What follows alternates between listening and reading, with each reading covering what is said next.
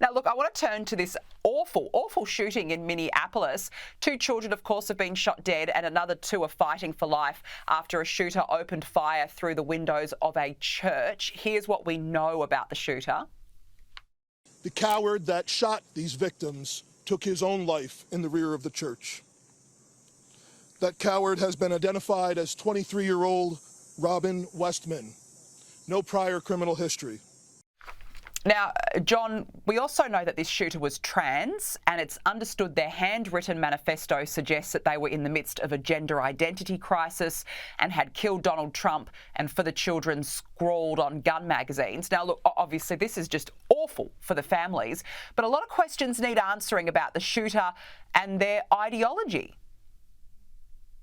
So, Danica, this is close to my heart because I used to live in the neighborhood where this school, Annunciation, is located. If my wife and I hadn't decided to move to the suburbs, our youngest child would have attended this school. And so I'm very familiar with it. And this is another instance of a trans mass shooter. And given the tiny number of trans people, there have been quite a few incidents like this. And I think one of the things that we need to take a harder look at is these are people who are seriously mentally ill. If you look at the video that this Robert or Robin, whoever it was, released, it's completely insane. I mean, completely insane. And it's hard to understand why no one seems to notice until someone actually starts shooting people. And then another thing I think we need to look at is a lot of these trans people, and I don't know whether it's true of this one or not, but they get injected with powerful drugs as part of the transition. And I think we should step back and take a very hard look at whether these drug therapies may in fact be exacerbating pre-existing mental illness and maybe inclining some of these people to violence. And I think as well, we've got to look at that they're being enabled here because, you know, we've got this moment here. I want to show you Tim Walz. He signed a bill to make Minnesota, his own state, a trans refuge state late last year. And only a few days ago, he spoke about it again. Have a listen. Minnesota ranks the highest per capita for being a safe haven for transgender individuals in Minnesota. And can I just say, we can talk about economic growth and feeding children and growing the economy and creating jobs simultaneously with talking about everybody's human rights matters, and we shouldn't be demonizing that. You can do both. John, is Democratic leadership responsible for fostering this trans and woke ideology? I mean, now this trans person's committed such a heinous act, and I'm not suggesting that this happens all the time, but the Democrats have really pushed this agenda forward. Danica, it's unbelievable. You know, usually the victims are not poor, innocent school children like in this case. Usually the victims are the trans people themselves who, instead of getting proper medical care for a very severe mental illness, get encouraged sometimes to as if this is reality. And I think you're right. I think Democratic politicians like Tim Walz, my own governor, have played a very poor role in this whole situation. No, look, I completely agree with you. It's a sad day again in America, but, you know, there's so many questions that need to be answered. Now, look, let's talk crime. The vast majority of Americans see crime as a huge issue in the US and approve of Donald Trump's handling of it. According to an AP NORC poll, 81% of Americans agree that crime is a major issue, including 96% of Republicans, 68% of Democrats, and 72% of independents, while 53% of Americans approve of the methods by which Trump is combating crime. You know, John, the left, they're all up in arms about this crackdown, particularly in Washington, D.C. But the reality is America wants this. This is exactly what America voted for. Danica, it is a mystery why Democratic politicians in big cities will not take strong measures to combat crime. They have no cash bail. You know, it's a revolving door. Criminals get arrested. They put them right back out on the street. It's really appalling. And the natural consequence of that is sky-high violent crime rates. Now, in Washington, Donald Trump was able to do what he did because Washington is a unique jurisdiction. It is a federal district. It's the only place in America that's not part of a state. It is run by the federal government.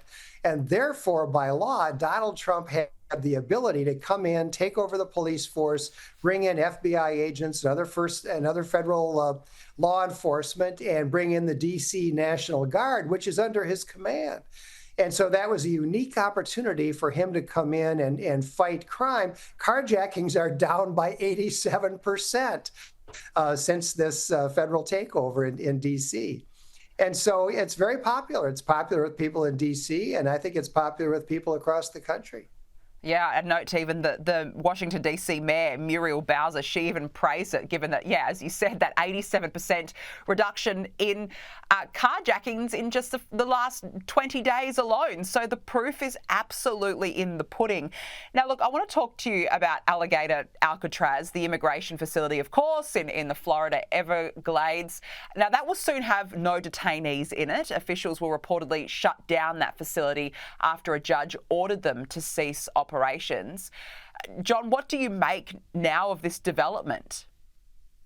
Well, the important thing to understand here, Danica, is that the basis of that court order was environmental.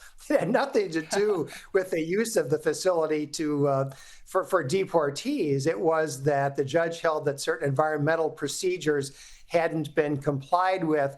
The federal government could appeal that order. I'm not sure they're going to. They might just say, fine. They're opening up a number of other deportee centers around the country. I don't know that they necessarily need Alligator Alcatraz, but here's the real point that was going on, Danica.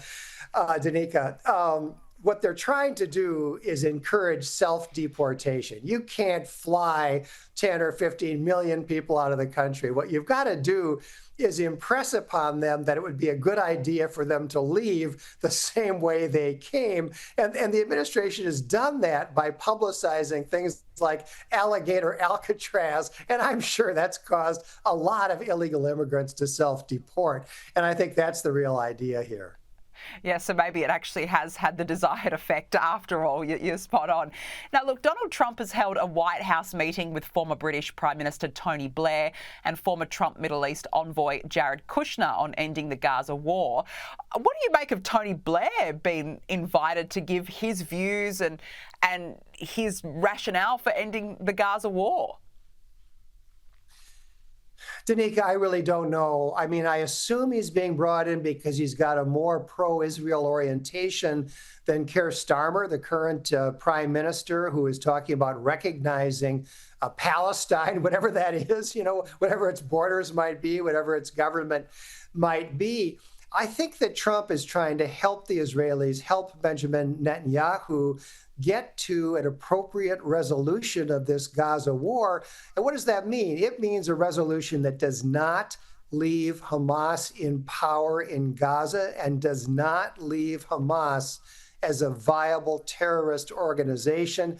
I don't think Netanyahu will settle for anything less, and I don't think Trump is going to pressure him to accept anything less. No, well, look, Trump's been very firm on this from the very beginning, and obviously those negotiations are still open. So you're right. Let's see what happens here. Now, US Defense Secretary Pete Hegseth has fired the head of the Pentagon's intelligence agency and 2 other senior military commanders. It comes just weeks after the White House rebuked a review assessing the impact of American strikes on Iran. John, I guess, what choice did Hegseth have here? Because the head of the intelligence agency essentially cast doubt over the administration's own strikes. Yeah, this guy was the head of the Defense Intelligence Agency, one of a number of intelligence agencies that we have. He was a general named Jeffrey Cruz. And right after those Iranian airstrikes, he put out this ridiculous intelligence report saying that he thought they had done very little damage. Now, that's absurd. It's contradicted by every other assessment by everybody all around the world. They did terrific damage. What's going on here is that the military bureaucracy and the intelligence bureaucracy have both been taken over by woke liberals. And Pete Hegseth knows all about this. He actually wrote a book about it, how wokeism was taking over the highest levels of the Department of Defense. And that's one of the reasons why President Trump made him Secretary of Defense, because Trump wants him to clear out this woke deadwood. These are guys who never fought a war, but are there pursuing these liberal DEI policies and so on. So we're going to see more of this. There are more people at the top of the military establishment, as well as at the top of some of these intelligence agencies, who need to go, and I think we'll see some more firings. Yeah, wouldn't surprise me at all. You can tell that Pete Hegseth is really getting it done and clearing out that department, and good on him, I say. Now, the New York Times has done a special investigation into Chinese meddling and influence in campaigns.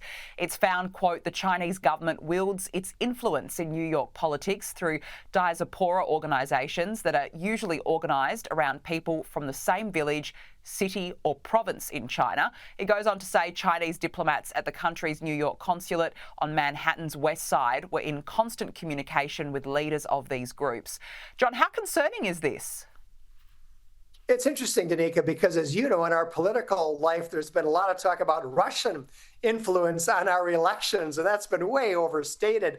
I think the much more serious question is Chinese influence, not just in local elections in New York City, but in many other ways. We know that the Chinese have heavily influenced American universities by giving them a lot of money, which is supposed to be reported by law, but often has not been reported. That's been really insidious. We know that the Red Chinese have placed spies in high places. So, for example, Senator Dianne Feinstein for years had a driver was with her every day, turned out to be a Chinese spy. A prominent Democratic congressman had a girlfriend who had almost certainly was the Chinese spy. And so we had the Chinese spy satellite drifting across the United States during the Biden administration, and they wouldn't shoot it down. So there's a lot of reason to think that China is spying. China is exerting political influence. China is trying to influence our academic institutions to be friendly to it. And I think we need a really much broader, across-the-board understanding of these efforts and response to those efforts. Yeah, I completely agree. As you said, I mean, normally we think about Russia, but gee, China is certainly a worry right now. John Hinderaker, it's great to catch up with you again. Thank you so much for joining us on the show this evening.